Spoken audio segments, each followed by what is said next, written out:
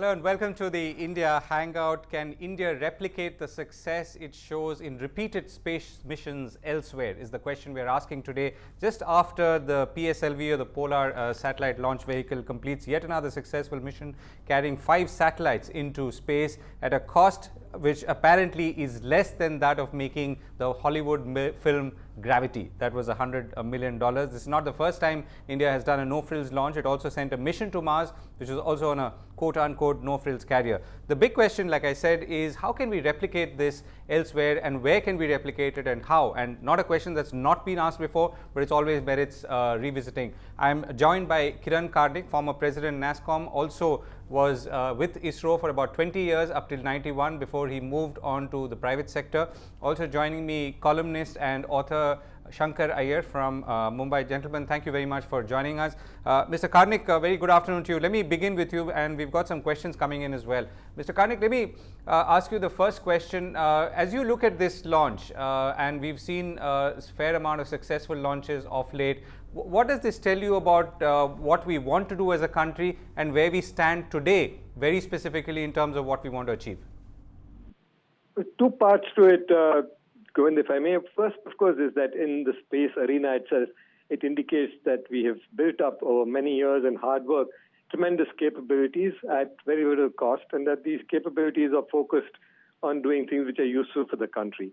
The broader issue, which you touched on briefly when you started, is, of course, where these lessons can be applied and what are the lessons. And I think there are many there that can be learned and can be taken across sectors, because these are mainly to do with the way things operate, how organizations are set up, the motivation, the management, the structures.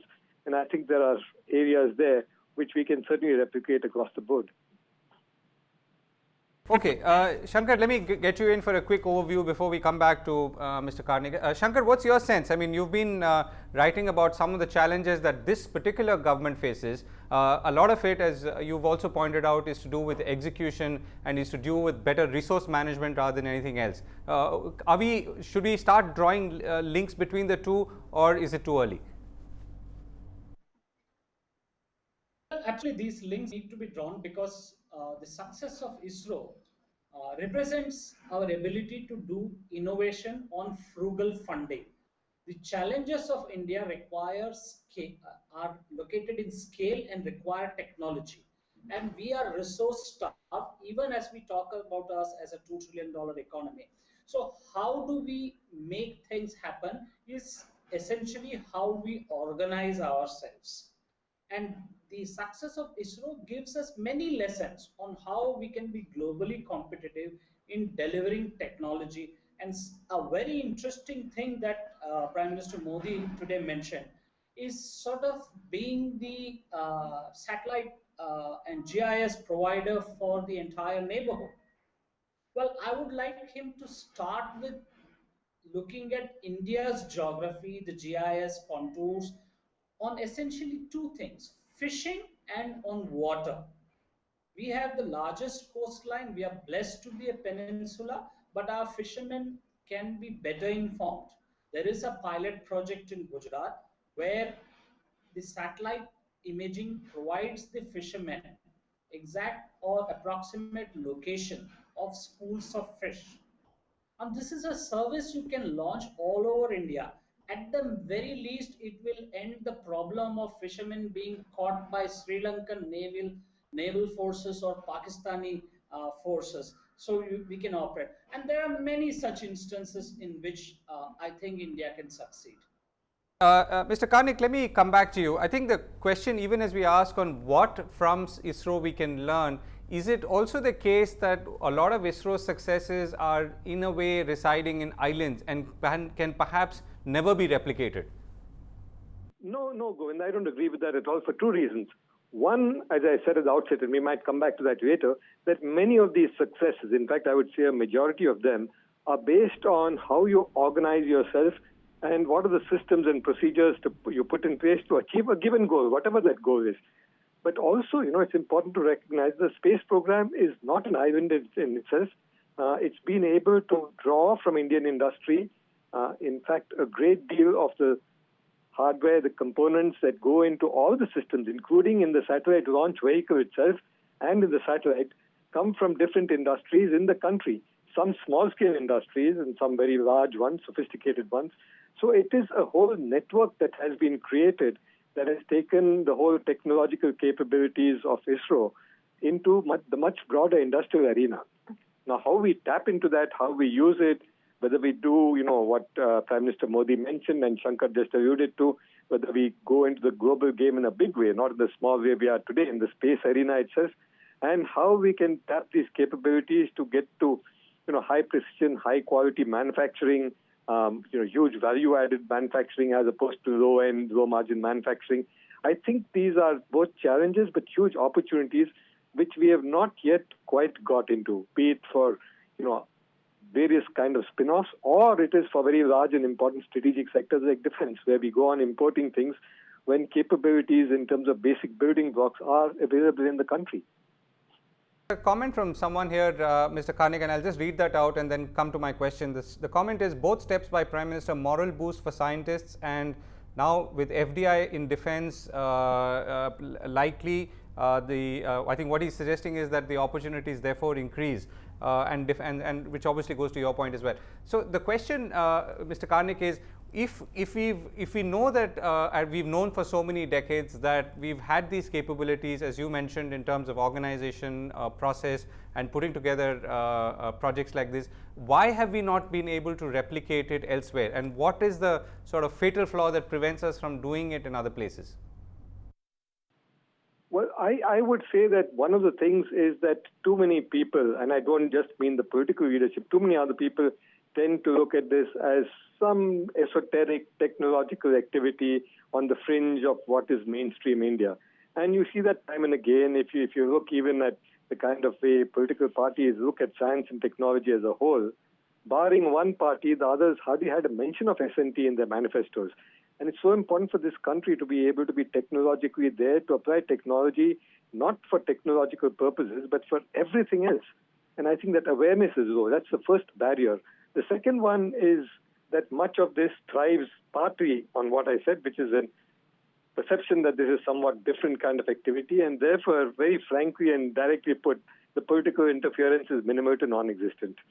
And that's an important lesson to learn, that if you want things to work well, you've got to give it to professionals, give them a goal, give them a target, let them achieve it. We've seen that not just in space, we've seen that in, for example, if I take an example very close to where I am just now, the Delhi Metro, you can see that happening there too, where there's no political interference. You get a good professional, they build a good team, set up a good organization, and they deliver.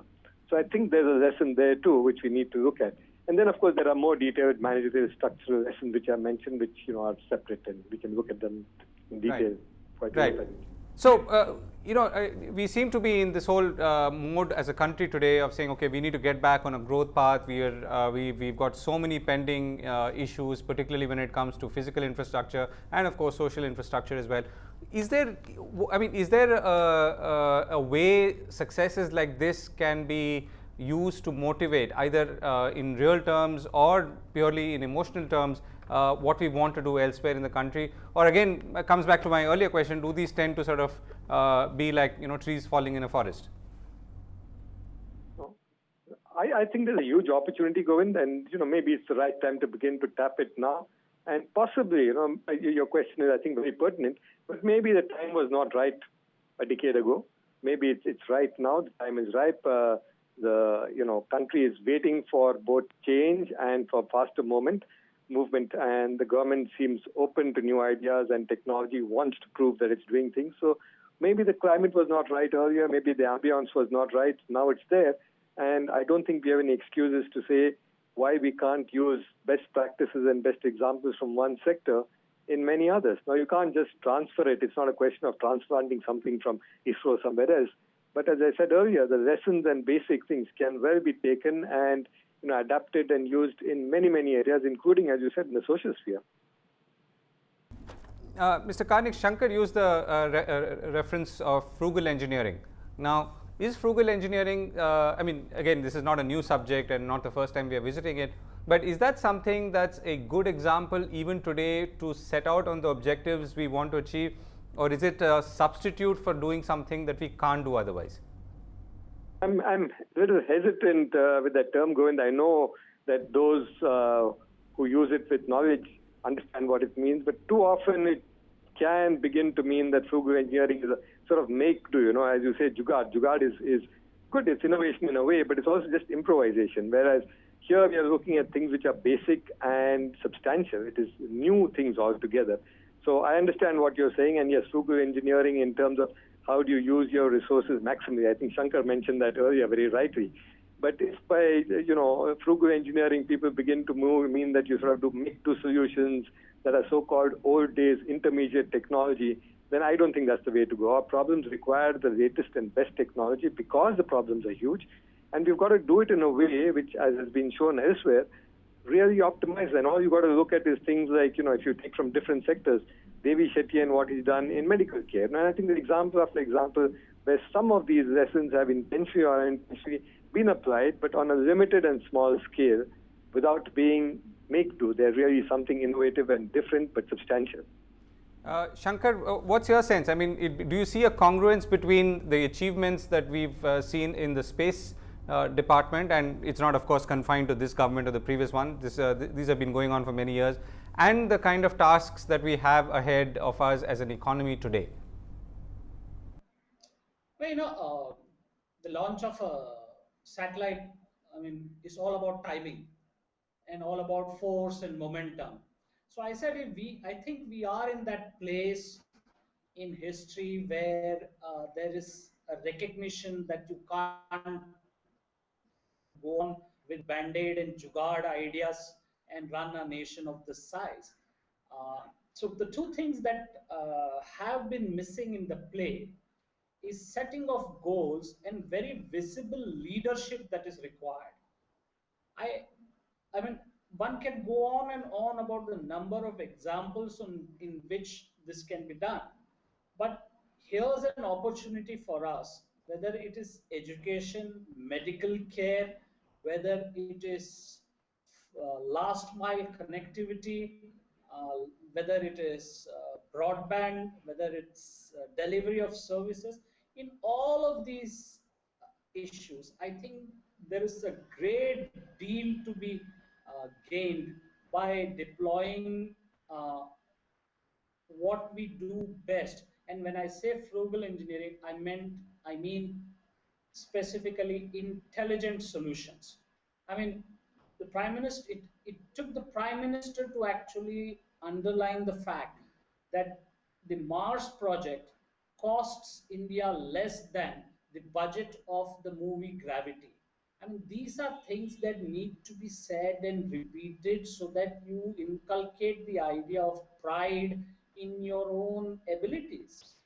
I don't want to make it like, a very hardcore nationalism, but as people, you need to have pride in your abilities, and these are the things you need to project.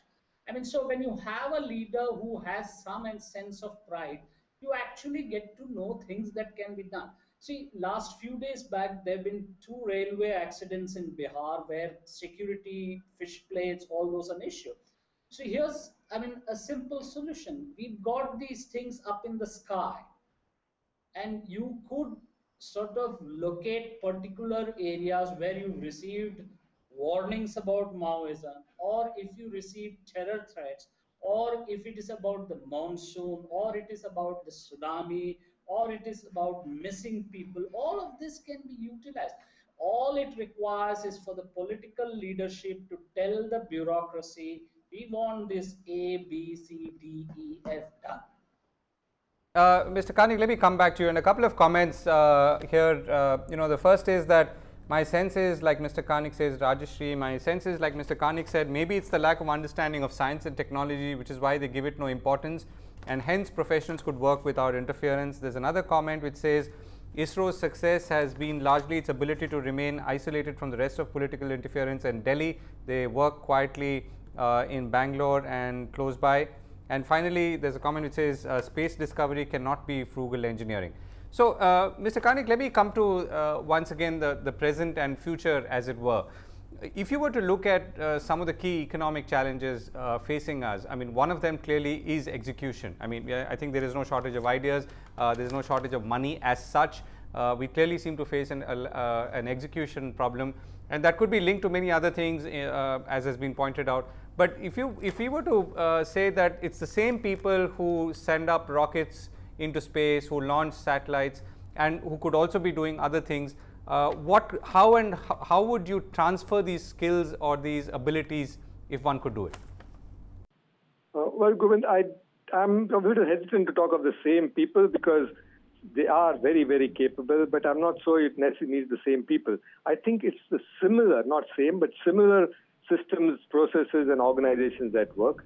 And there are two important parts, one of which you mentioned in passing, and this is, I think, quite serious, though you might take it as half facetious. I think one of the reasons for the success of the whole space program is that it is not in Delhi. So you're, far removed from the politics of the capital, and that doubtless that helps. But the second thing, which is very important, it's an underlying theme, and for this, all credit to politicians from various political parties who have been in power over the last few decades. That is a matter of trust.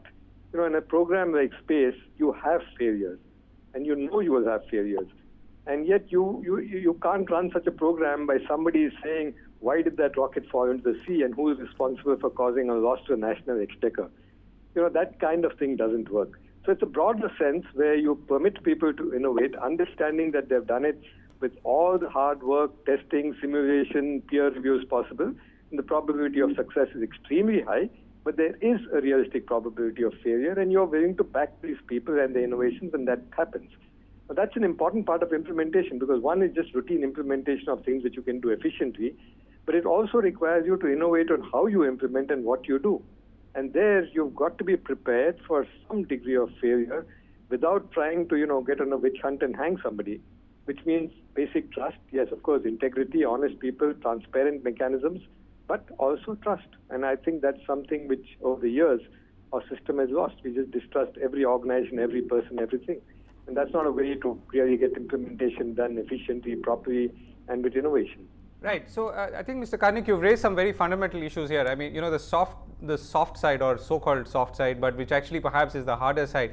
And I think I remember the former president Abdul Kalam saying that how when he was heading a space program, when he made a mistake, his boss took the responsibility, and when he succeeded, his boss gave him the credit.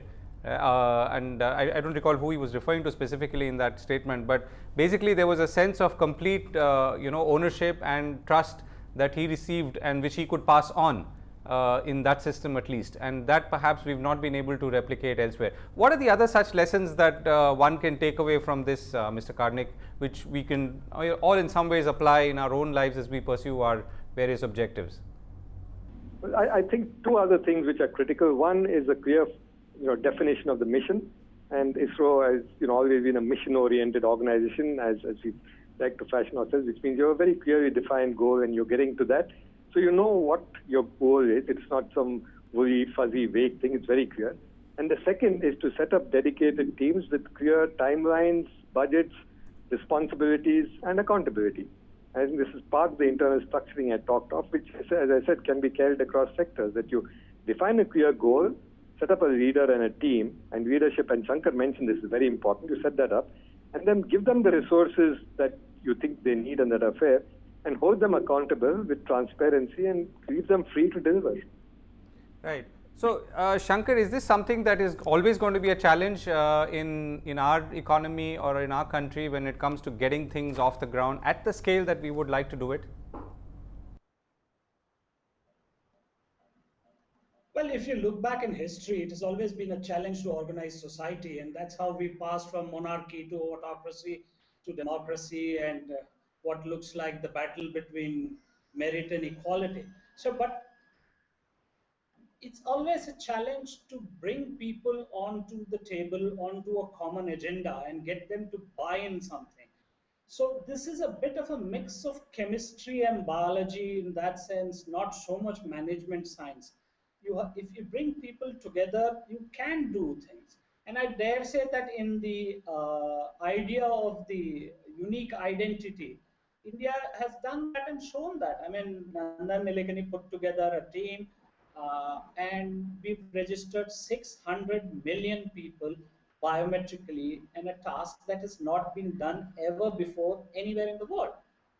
Now, it's another matter that the entire program is politicized, but that success cannot be taken away. Neither can you take away the success of telecom companies who have reached the last mile of the consumer. I mean, can you imagine 10 years back talking to someone and saying that we will put together 900, we will have over 900 million telecom subscribers?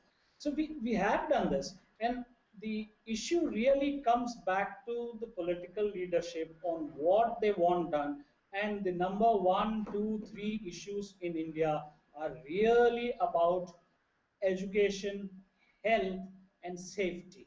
And I think all these 3 issues need to cut into similar issues of scale and technology. And when I say that we must involve ISRO, I don't want to drag them down to the managing of schools and stuff.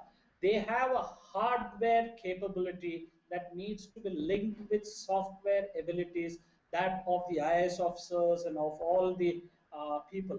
I mean, one straight off the cuff idea that I could talk about is that citizens' grievance issues, those are issues that require scale, again, technology, prevention of corruption. All these issues are possible to be done if we again build a platform for that and instill some pride in that platform.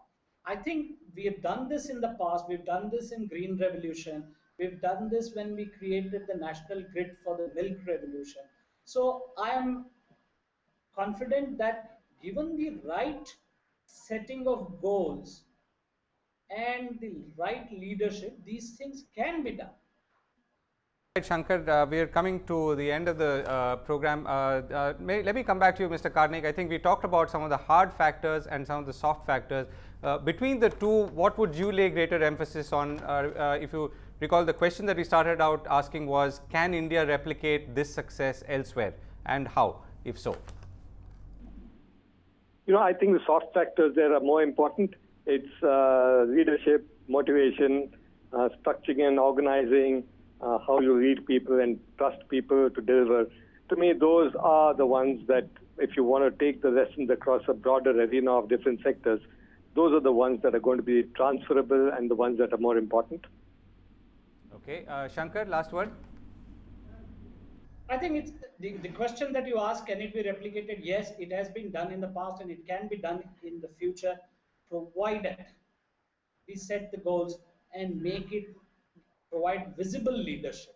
That is really the critical issue. We need to build champions for the causes that we pursue. Very much, gentlemen. We've completely run out of time. Yes, the answer is it can be replicated. The success of whether it's frugal missions or scientifically evolved missions like the ones ISRO has led all these years. But the big challenges, of course, are both hard and soft. One is the technology, but more importantly are the hard or soft people issues that matter when it comes to executing projects on ground. Thank you very much for joining us on the India Hangout. We're going to be back tomorrow, same time. Thanks for watching.